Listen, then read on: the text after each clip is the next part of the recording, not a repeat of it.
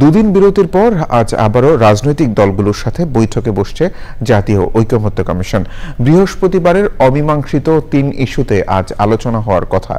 এ নিয়ে জানতে জান্নাতুল বাকে কেকার কাছে যাচ্ছি, তিনি ফরেন সার্ভিস একাডেমিতে আছেন। কেকা, আজকের আলোচ্য বিষয় নিয়ে জানতে চাই, সবশেষ কি তথ্য জানতে পেরেছেন আপনি?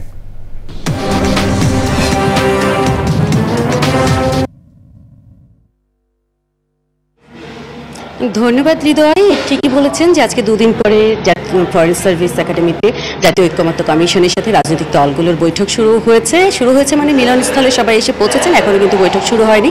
নির্ধারিত সময় 10:30টার পরে সবাই আস্তে আস্তে একে একে আসতে শুরু করেছেন এবং 11টা নাগাদ শুরু হয়েই যায়।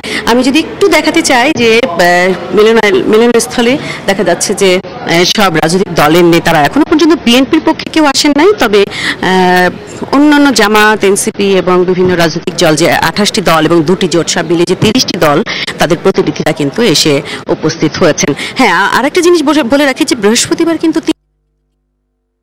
সরকার ব্যবস্থা এবং আরেকটি ছিল যে জরুরি অবস্থা ঘোষণা এবং প্রধান বিচারপতি সেই বিষয়গুলো নিয়ে কিন্তু সেদিন গতদিন মানে বৃহস্পতিবার কিন্তু কোনো মীমাংসা হয়নি, বরং বিভিন্ন বিষয়ে আলোচনার পর তাদের মধ্যে একটু ঐক্যমত এসছে, কিন্তু চূড়ান্ত কোনো ঐক্যমত ছিল না। আজকে সেই আলোচনাগুলো কিন্তু আজকে চলে উপস্থাপিত হবে।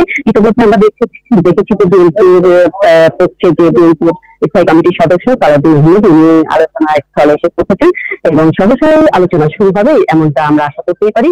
বেলা যত বাড়াবে তত আলোচনার টেবিলে যে বিষয়গুলো উত্থাপিত হবে সেই বিষয়গুলোতে রাজনৈতিক দলগুলো কতটা ঐক্যমত হচ্ছে সেই বিষয়গুলো নিয়ে কিন্তু আমরা তাদের আলোচনায় পাল্টা আলোচনা মত ঐক্যমতের প্রেক্ষিতে কিন্তু কি একটা বান্ডেল থাকলে প্রতি সেনমানিতে টাকা বাঁচবে।